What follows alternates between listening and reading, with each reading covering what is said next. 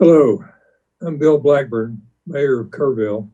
We come again to another of these COVID updates that we have done since March.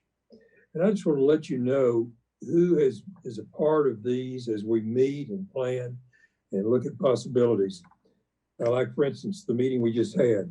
It included City of Kerrville, Kerr County, Peterson Regional Medical Center, Schreiner University, Kerrville Independent School District, Ingram Elementary School District, Center Point School District, Hunt School District, KPUB, and CVB, and the Economic Development Corporation. So all of those have met, looked at what plans are there, what we need to be doing next, and whatever we can do to help in this situation with COVID, to deal with it responsibly and as carefully as we can to protect the citizens of Kerr County.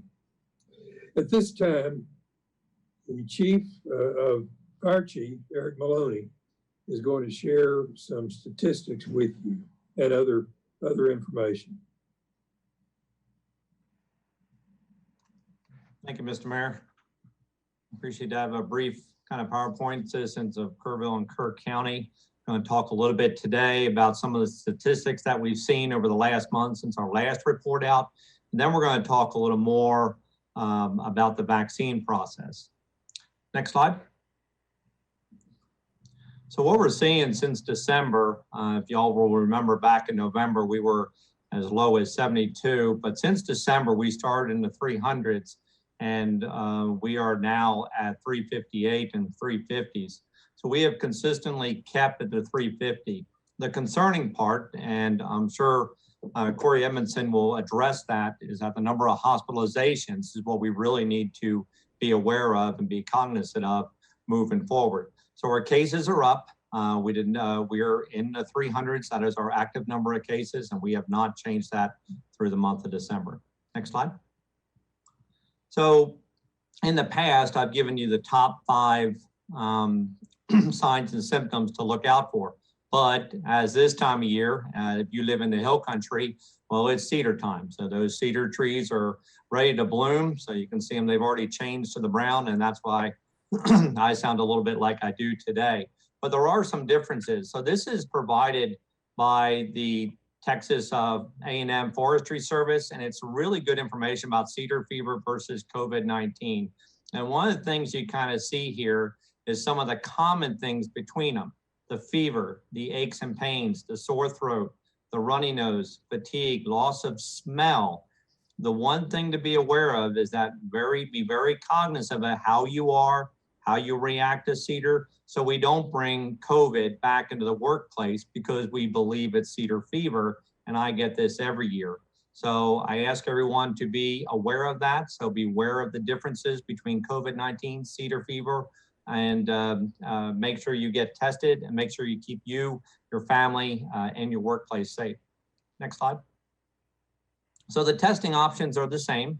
So the testing options here in Kerrville, Peterson Urgent Care at 1740 Junction Highway. So they will still provide testing for the symptomatic only patients. Peterson Medical Associates at 1331 Bandera Highway. You can call the 896-4200 option 1 for an appointment. They will test the symptomatic or asymptomatic. And then Franklin Clinic is still providing the testing at 723 Hill Country Drive. So you have to do the pre-registration online. They will contact you and they do the drive-through testing scheduled for 11:30 and 3:30. However, they're very booked many days out. And then My Urgent Care in Bernie is also providing the testing at 910 River Road. And you can call them for an appointment at 830-331-2391. Next slide. So the free public testing, so now they have changed at the state level for the free public testing. If you remember in the past, it was the single day that you had to kind of schedule and work around your schedule to get out there between 8 and 4. And now they're providing 5 days of testing. So Fredericksburg is up next week at the Lady Bird Johnson Park at Pioneer Pavilion. So they will be providing the testing on January 11th through the 15th from 8 to 4 out there. This is free testing. And then the Hill Country Youth Exhibit Center. So we're working on getting some dates that will be to be determined in February. And we'll give you more information as that comes out. Next slide. So the vaccine. So here's what we want to know. So here's the information that we're seeing on the news, or we're seeing locally, trying to find out when's the vaccine become available. So in Kerr County, private agencies received 1,600 doses since December 23rd. So out of those doses that they've received, Peterson Regional received those to take care of the healthcare workers inside the hospital. Kerrville State Hospital also received a large dose to take care of those inside the Kerrville State Hospital. And HEB has received those, but we are at this time, so we have provided the vaccinations, working on how the state of Texas looked at the vaccinations this time and said, we're going to do it by phases and we're going to do it by tiers. And in Kerrville, the primary of what we're looking for across the state of Texas is that we have 3,400 healthcare workers. They are the priority of what we need to, who we need to get vaccinated in Kerr County and across the state, and that is what we are focused on. So you can see the numbers itself. We still need to receive more doses of vaccine in order to vaccinate our healthcare workers. So that is a primary of what we're working on. Another phase that the state identified is the phase 1B. In Kerrville alone, in Kerr County alone, they identified over 14,000 people that are 65 or older in that phase. So we are working these. So we are working the vaccine according to the state's guidelines. And we have a very limited supply of what we're receiving here in Kerrville, maybe compared to definitely compared to San Antonio or other counties. So we are focusing on the healthcare workers, and we'll explain more of the process for the community. Next slide. So I encourage you, as we move forward and as we need to know more about the vaccine, is to learn about the vaccine. That the current vaccines do provide protection from the new COVID variant, the one we're seeing that does spread faster. So there is no evidence out there at this time that says it impacts the vaccine efficacy. So we also encourage everyone to educate yourself on the vaccine from credible sources. So those credible sources out there, the Department of State Health Services at dshs.texas.gov has a lot of information on the vaccine. So if you need to know more as an individual, as a family, that is where I suggest to get that. And they also have links for the Federal Drug Administration, or you can go to fda.gov if you want to learn specifically about the Pfizer and the Moderna vaccine. And this will help you make an educated decision that is best for you, your family, friends, and our community. Next slide. So the countywide vaccine plan. So one of the things about the vaccine that is currently being provided from Moderna and Pfizer, so as we move forward on the other vaccines, is that you can submit your insurance to submit for the vaccine, but there is no cost to the individual. So there is no cost out there or out-of-pocket cost for you, but we do accept that they do submit the insurance for that. We have prepared as a community-wide vaccination process since 2011. We have used the community-wide flu clinic since 2011 to be ready for the vaccine, for the mass vaccine site if this came about. So of course, 9 years later, almost 10 years later, here's where we are for that. So with that team of Kerr County, City of Kerrville, Peterson, and HEB that have been working together and partnered since then, so we did the creation of a COVID vaccine task force, and I will let the emergency management coordinator for Kerr County, Dub Thomas, explain more about the task force of what we're going to move on the countywide vaccine plan. But I ask everyone, please be patient and be kind. Our priority is to protect our community and your loved ones. And I'll turn that over to Dub Thomas. Thank you, Chief. Good afternoon, everybody. Yeah, to kind of give you an explanation of what the mass vaccination plan is for Kerr County. We have this COVID vaccine task force that we've been working on. It's the city, the county, HEB, Peterson, and a couple of the other local pharmacies. So the basic plan is, and everybody's been calling the pharmacies, HEB, as well as Peterson, trying to find out what the plan is. And now we're going to kind of explain to you the basics of the plan. We're going to set up a call center. And at that call center, we're going to have 5 lines. We'll have several volunteers there that will be taking your calls and get you pre-registered to get the vaccine. The issue so far has been the number of vaccines have been very limited. So we're planning this for a mass vaccination in the event that we get large numbers of vaccines coming in very soon. So once you get registered, we're going to notify folks by phase, whether it's phase 1, 1A, 1B, or 1C, when they need to call to be registered. So of course, the healthcare workers being 1A, they'll be first in line to call the call center and get registered, and then 1B, and then 1C.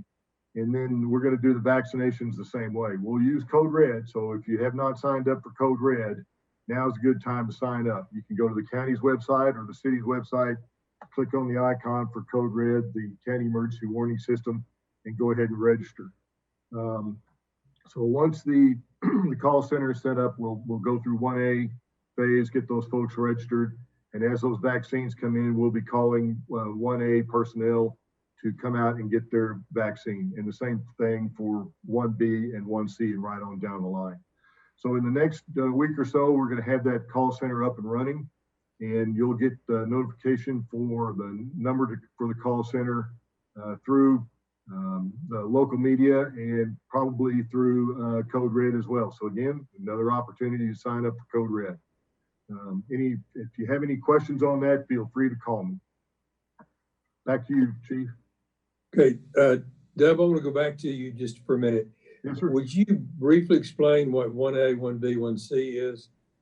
Okay, if you'll, Eric, can you have that slide put back up there? 1A is basically all the healthcare workers, including, let's see, the nursing homes.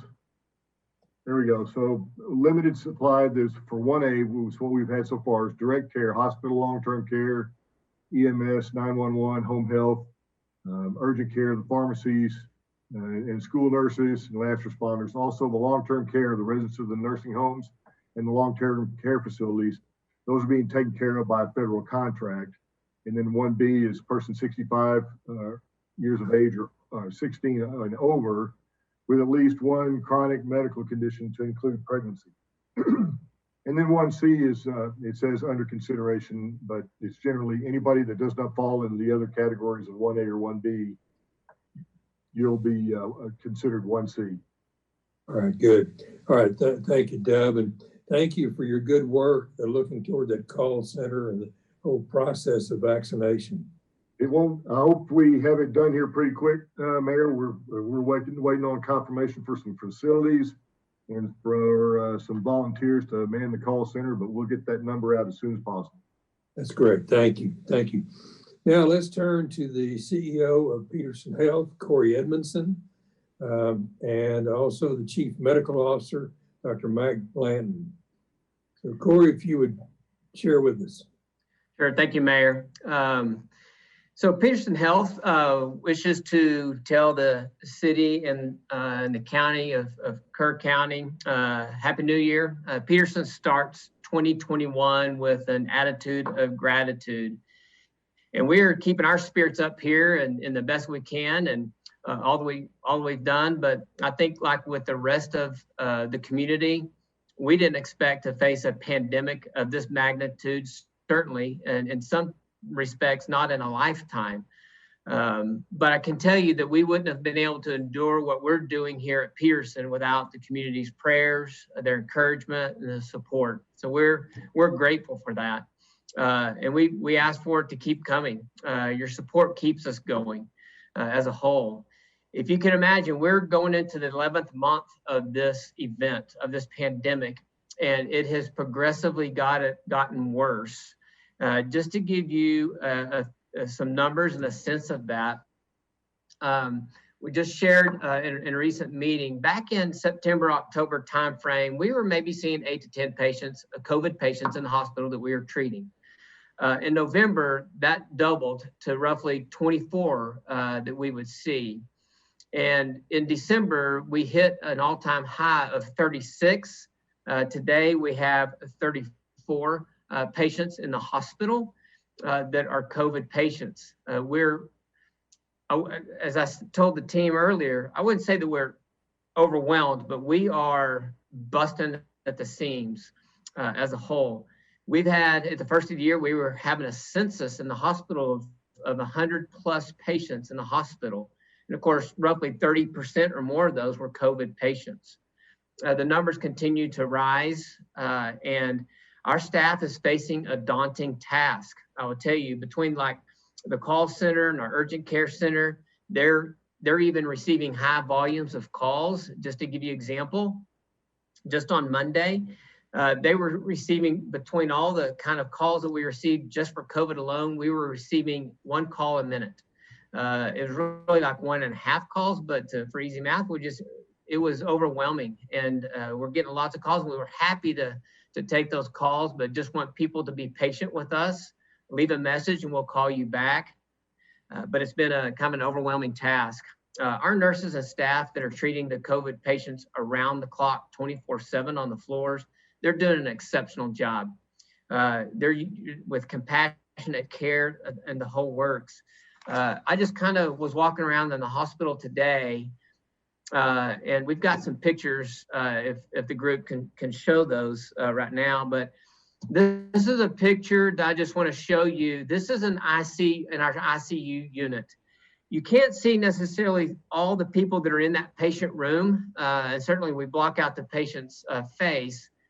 But when you count all the people in the room and the nurses outside the room, there were 9 people taking care of that patient at that one given point in time.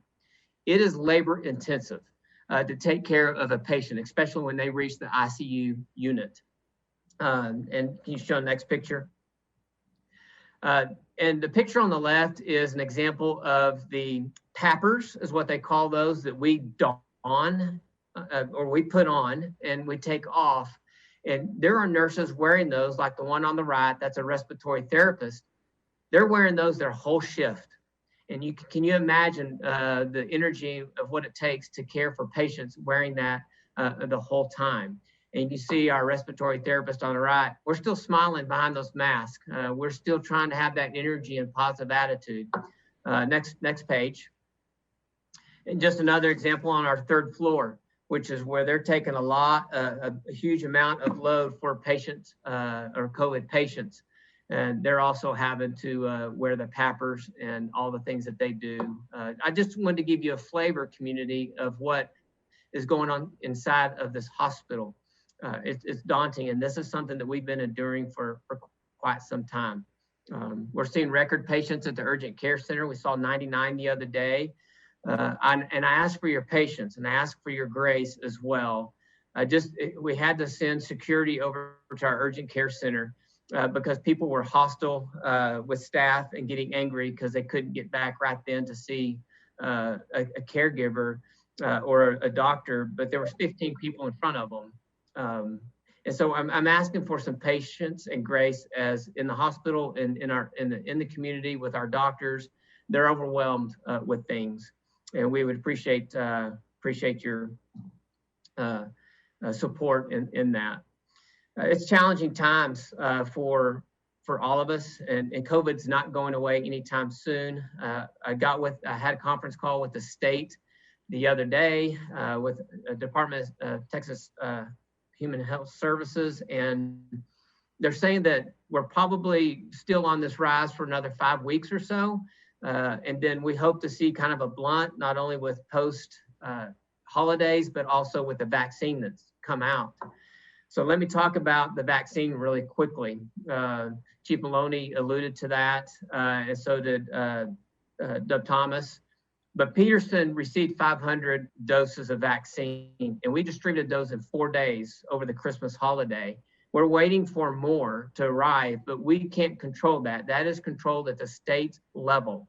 HEB, the state hospital, anybody else, we have no control over how many vaccines we get at any given point in time. And when we do receive those, we have to follow the state's protocol as to who gets it and who doesn't. We don't get to pick and choose. We have to follow that protocol. We have to submit data as to who we're vaccinating and how all that is done. It can be very labor intensive. I just want the community to know we desire to have more vaccine. We want that. We want to vaccinate everybody in our county and in our community, but we're limited. And as soon as we get it, between the county, the city, and Peterson and HEB and all the pharmacies, CVS, Walgreens, we're going to figure out how to do this, and we're going to get it to you, and we're going to have a safe community, and people who want to get vaccinated, you're going to get vaccinated. We're going to do it as rapidly and as efficient as we can. Chief Maloney talked about the different areas of getting testing still with COVID, so I won't belabor that, but we're still able to do testing, and we have that phone number of 896-4200, and you select option 1, and we'll get you to the right place for that. We've got that same number is a hotline for questions if you have those, and happy to take those as well. And just keep in mind that you may go to voicemail. Please leave a voicemail. We'll try to give you a call back, but the staff is overwhelmed with the number of calls. Ask for your patience. Peterson's been vigilant on the front line as I wrap up here, and we continue to line communications with the city and the county and the school district and Schreiner University. We're working together. We're still working together to make this as positive an experience as we can have, and to make the county as safe of a place to be. But we need your help. When we're not compliant with doing the things that we need to do, or we may not be wearing a mask when we should be wearing a mask, or we're doing things, etc., that's putting undue stress on the health system. And I'm being selfish here a little bit about this, that I don't want my staff overwhelmed, where we are not able to do the things that we need to because we don't have enough rooms in the inn due to somebody not being compliant out there. We're struggling to get there, and we need your help, community, to abide by all the things that we need to mitigate COVID-19 in our community. We are to the point, and you've probably read throughout the state and the nation, but even in our trauma area in San Antonio, the San Antonio hospitals are overwhelmed. There are times where we haven't been able to transfer a patient necessary to transfer, and we've worked very closely with the trauma area. I'm not trying to be an alarmist, but I'm trying to be a realist here with you to let you know where we are from a healthcare standpoint, and what is the community and what your hospital, your community hospital is experiencing. We need your assistance. We need your help with compliance and all. I applaud our employees. I'm all and want to appreciate all the things that they're doing, all the doctors in the community and here at the hospital, express my gratitude towards them. And when you see somebody like that out in the public, you see somebody with 911, you see somebody that's having to do with medical, give them a pat on the back, cheer them up. That gets them, that keeps them going for the next day, the next week, the next month. Give them a word of encouragement. They need that now more than ever, I would say. We need that now more than ever, in the support of the community. I leave you with visiting our website for more information about COVID as you see fit. And we have a frequently asked question page that we're trying to update to regarding the things that we're getting from the community as far as questions are concerned. So I'll leave you with that. And on a positive note, we do wish you a happy and healthy new year. There is light in the tunnel, but we have to travel through a little bit of darkness here. We don't want to travel through it very long, but there is light in the tunnel. We just have to tread through it a little bit further, and we're going to get there. So hang in there with us. Thank you, Mayor. All right, do we have Dr. Blanton on? No, not today. Sorry, Mayor. Okay, all right. Then I'm going to wrap up. I want to follow up on what Corey Edmondson talked about. Our staff at the hospital here, Peterson Regional Medical Center, they're superb. This last year, I worked part-time for the hospital, and I have been so impressed with the commitment, the caring, the level of training of the staff there. And so I just want to say a big thank you for what they're doing. And as Corey indicated, they are pretty stretched these days, and it is difficult. I know out in the community, there are people that are feeling fear about not getting the vaccine or frustration, but we're working on that as hard as we can. And depending again on the state to get vaccines here. But in the meantime, I would encourage us to find ways to thank our healthcare workers because they are making a difference, working hard in tough situations. So I hope as a community, we're a caring community, but I hope we will find ways to say thank you to these very important folks and all they're doing. Thank you for being a part of this community update. And in a couple of weeks, we will do another one.